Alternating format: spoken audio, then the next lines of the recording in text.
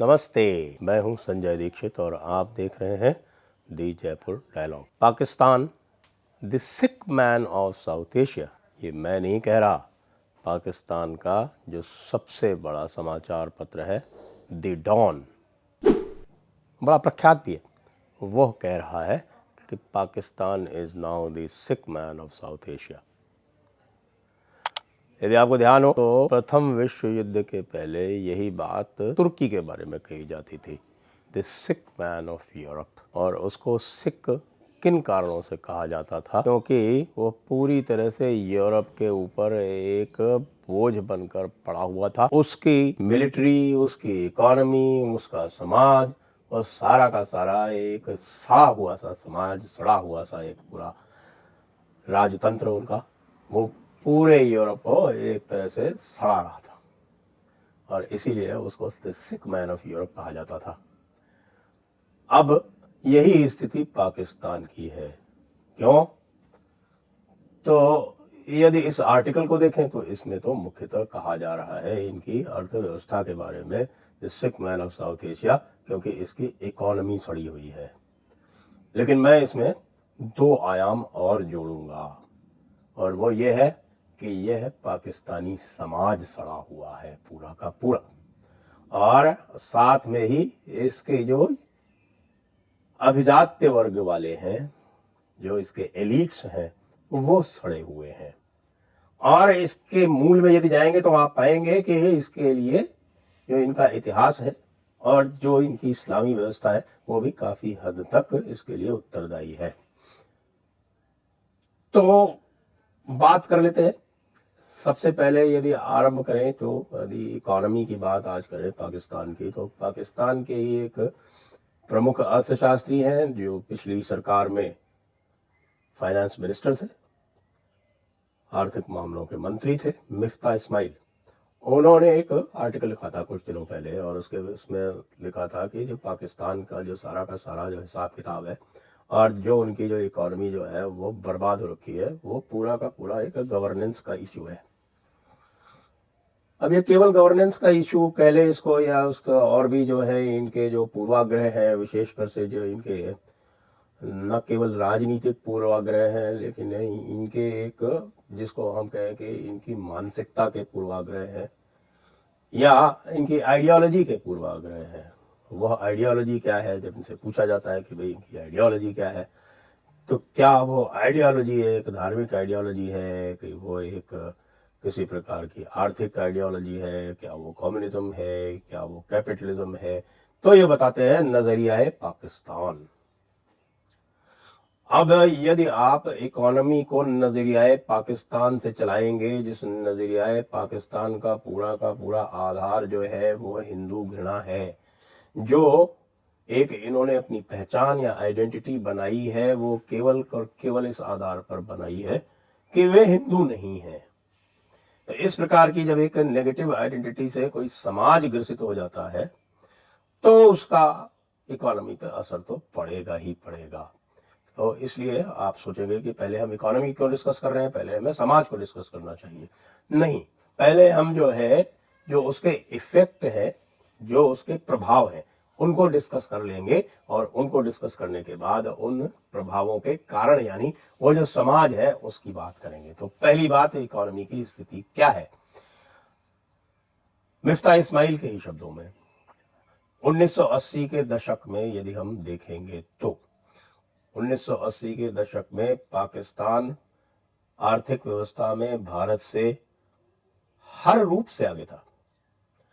उसकी GDP per capita Bharat से कहीं आगे थी, उसकी करेंसी भारत से कहीं अधिक सुदृढ़ थी, उसके एक्सपोर्ट इंपोर्ट, उसका करंट अकाउंट बैलेंस और भी उसकी जो भी व्यवस्थाएं थी, यदि कोई भी उस समय जाता पाकिस्तान और वहाँ देखता जाके तो उसको ये लगता कि एक वो समृद्ध समाज में आ रहा है। वहाँ का जो है कृषि आधारित वो भी एक अर्थव्यवस्था थी, लेकिन कृषि के आधार के साथ साथ वहाँ पर ये सारी चीज़ें थी। साथ में उस समय इनको बाहर से काफ़ी आर्थिक सहायता भी मिल रही थी, तो इस कारण से पूरी तरह से न केवल वे इन क्षेत्रों में आगे थे, अपितु जो आपके जिनको हम कहते हैं कि ह्यूमन इंडिकेटर्स, उनमें भी पाकिस्तान भारत से आगे था। फिर उसके बाद 1990 के दशक में पीवी नरसिम्हा राव ने एक बड़ा फैसला लेते हुए और भारत को लाइसेंसी राज से मुक्त कराया। उसके बाद से धीरे धीरे भारत आगे बढ़ने लगा। तो याद दिलाएं, 1993 में भारत और पाकिस्तान के रुपयों की कीमत डॉलर के मुकाबले बिल्कुल एक जैसी थी। आज क्या स्थिति है? आज के बारे में जब इकोनॉमी की बात होती है पाकिस्तान की, तो पाकिस्तान की इकोनॉमी बांग्लादेश से भी पीछे है। भारत की तो बात ही क्या। भारत का इस समय जो विदेशी मुद्रा भंडार है वो लगभग 600 बिलियन डॉलर है और पाकिस्तान का लगभग 6 बिलियन डॉलर, यानी 1:100 का उसमें अंतर है। यदि बात करें जनसंख्या की, तो जब 1971 में पाकिस्तान का विभाजन हुआ था या पाकिस्तान और बांग्लादेश अलग अलग हुए थे, तब जो ईस्ट पाकिस्तान यानी जो बांग्लादेश था उसकी जनसंख्या वेस्ट पाकिस्तान यानी कि जो पाकिस्तान है उससे 17% अधिक थी। आज बांग्लादेश की पॉपुलेशन जनसंख्या पाकिस्तान से 22% कम है। महिला शिक्षा की जो दर है वो बांग्लादेश में पाकिस्तान से अधिक है। औसतन एक महिला 3 कक्षाएं ज्यादा पढ़ती है बांग्लादेश में। भारत से तो तुलना कीजिए ही मत। तो इस कारण आप ये देखेंगे कि पाकिस्तानी रुपया जो है वो इस समय वैसे तो 221, 225 के आसपास चल रहा है, लेकिन रुपए की कीमत डॉलर के मुकाबले ये भी एक कृत्रिम रूप से बनाकर रखी है पाकिस्तान ने। वस्तुतः डॉलर है ही नहीं, और जो स्प्रेड बोलते हैं जिसको, यानी कि जो अंतर है मार्केट में जो डॉलर की उपलब्धि है और जो यहाँ डॉलर की उपलब्धि है, उसमें लगभग 25 रुपए का अंतर हो गया है। यानी कि मार्केट में आप जाएंगे तो 245 से 250 से कम में आपको रुपया उपलब्ध नहीं, आपको डॉलर उपलब्ध नहीं होगा। भारतीय मुद्रा जो है यहाँ तो डॉलर बहुत आसानी से उपलब्ध है, वैसे भी है, और वैसे भी हम तो इस समय करीब 82-83 के आसपास चल रहे हैं, और उसको भी ये कहा जा रहा है कि ये बहुत अधिक है, और बीच बीच में जैसे ही डॉलर इंडेक्स कम होता है उसमें रुपया जो है वो पुनः सुदृढ़ होने लगता है। और जैसे जैसे आगे बढ़ के डॉलर इंडेक्स के हम ऐसे कल्पना कर रहे हैं कि वो कम होगा, तो रुपए की कोई समस्या है नहीं। और तो और अभी कुछ दिनों पहले, यानी कि अभी 2 हफ्ते पहले, रिजर्व बैंक जो था वो फिर से डॉलर खरीद रहा था। यानी कि वो नहीं चाहता था कि डॉलर जो है वो रुपए के मुकाबले अधिक कमजोर हो। इसीलिए तो जो मुद्रा भंडार है वो वापस बढ़ के 600 बिलियन डॉलर हो गया, जो कि 550-560 तक पहुंच गया था। अब जनसंख्या की दृष्टि से जो फर्टिलिटी रेट है भारत का और बांग्लादेश का वो लगभग 2.1 या जिसको कहते हैं नेट रिप्लेसमेंट रेट पे पहुंच चुका है। भारत का तो और भी कम हो चुका है, बांग्लादेश भी अपने रिप्लेसमेंट रेट पर पहुंच चुका है। लेकिन पाकिस्तान जो है अभी वो 3 पर चल रहा है।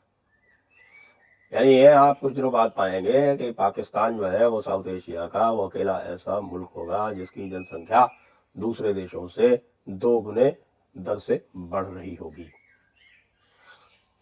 उसके अतिरिक्त चाहे वो इंटरनल डेट के फिगर्स हों, चाहे वो एक नया एक वहां पर फिनोमिनन है जिसको सर्कुलर डेट बोलते हैं। सर्कुलर डेट जो है उनकी पावर सेक्टर का डेट है, जिसमें लगातार पावर कंपनीज को पैसे देते रहते हैं, और वो जो रिकवरी उनको करनी होती है रेवेन्यू की वो नहीं करते, क्योंकि चोरी होती है और चोरी को रोक नहीं पाते। आप ये देखें कि वहां पर जो लॉसेज हैं पावर सेक्टर में, बिजली के लॉसेज हैं वो 40%, 50% तक चले जाते हैं। एक समय भारत में भी यही स्थिति थी, लेकिन अच्छी गवर्नेंस से अब वो जो लॉसेज हैं वो लगभग 15% तक ले आए गए हैं, और इसीलिए भारत का पावर सेक्टर इतना सुदृढ़ है कि कई सारे जो हैं फ्रीबी बांटने वाले, रेवड़ी बांटने वाले जो नेता हैं वो फ्री बिजली भी दे देते हैं 200 यूनिट 300 यूनिट तक।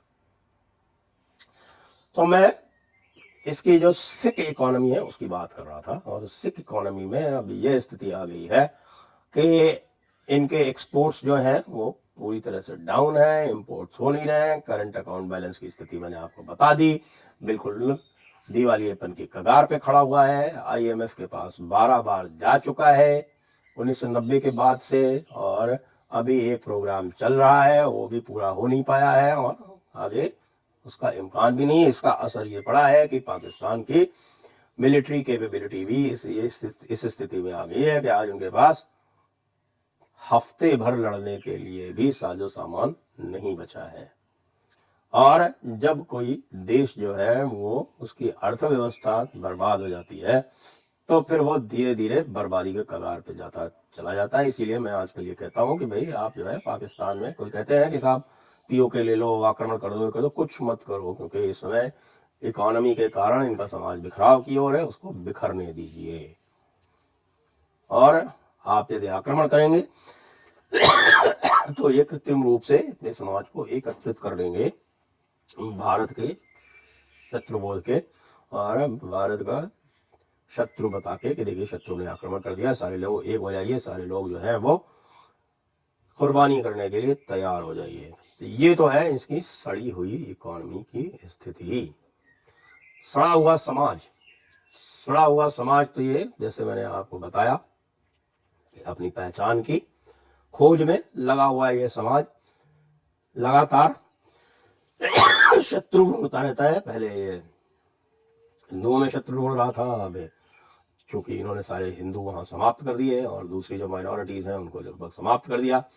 इस्लाम जो है वो भारतीय, जिसको कहे भारतीय उपमहाद्वीप वाला जो इस्लाम, जो हनफी मजहब है, उसकी इन्होंने ऐसी जबरदस्त कपोल कल्पना करके और इस प्रकार का इन्होंने इस्लाम रचा है जिसमें किसी दूसरे के लिए कोई स्थान नहीं है।